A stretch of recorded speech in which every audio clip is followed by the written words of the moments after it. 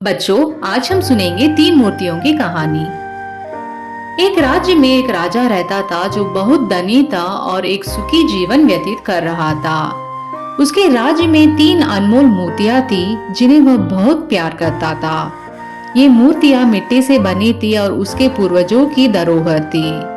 क्योंकि वे मिट्टी से बनी थी, राजा ने सुनिश्चित किया कि उनकी देखभाल सही तरीके से हो और उन पर लगातार नजर रखी जाए।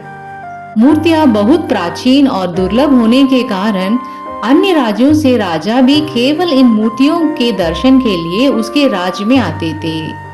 राजा भी नए लोगों के इस आगमन से बहुत खुश था। सब कुछ अच्छे से चल रहा था। एक दिन एक नया मजदूर मूर्तियों की सफाई के काम पर रखा गया। वह अपने काम में नया था, हालांकि वह मूर्तियों की सफाई में बहुत सावधानी बरत रहा था। दुर्भाग्यवश एक मूर्ति उसके हाथ से गिर गई और टुकड़ों में टूट गई। मजदूर बहुत डर गया और यह खबर राजा तक पहुंच गई। राजा बहुत नाराज हुआ और उसने उस मजदूर को मृत्युदंड देने का आदेश दिया। मजदूर ने माफी की गुहार लगाई, लेकिन राजा इतना गुस्से में था कि उसने सैनिकों को तुरंत मृत्युदंड की सजा देने का हुक्म दिया।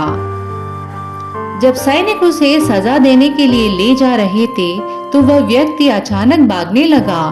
सैनिकों को लगा कि वह सजा से बचने के लिए भाग रहा है, लेकिन वे गलत थे। वह सीधे उन 2 बाकी मूर्तियों के पास गया और उन्हें धक्का देकर गिरा दिया और तोड़ दिया। सभी सैनिक और राजा हैरान रह गए कि उसने ऐसा क्यों किया। उसे पहले ही सजा दी जा चुकी थी और उसने फिर से ऐसा अक्षम्य कार्य क्यों किया।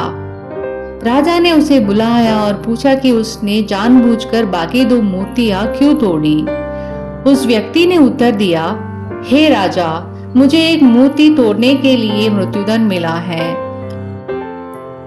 ये मूर्तियां मिट्टी की बनी हैं और किसी न किसी दिन ये भी किसी और के हाथों गिर सकती है।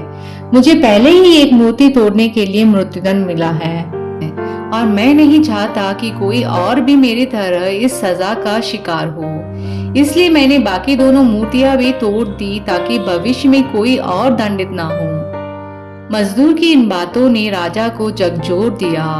उसने अपनी गलती को समझा। मजदूर ने उसे जीवन का एक महत्वपूर्ण सबक सिखाया।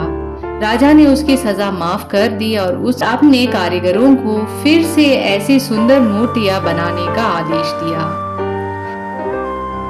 तो दोस्तों, इस कहानी से हमें यह शिक्षा मिलती है कि हमेशा दूसरों के बारे में सोचें और जीवन के कठिन समय में बहादुरी और बुद्धिमानी से काम लें। धन्यवाद। और अगर आपको यह कहानी अच्छी लगी तो इस चैनल को जरूर सब्सक्राइब करें।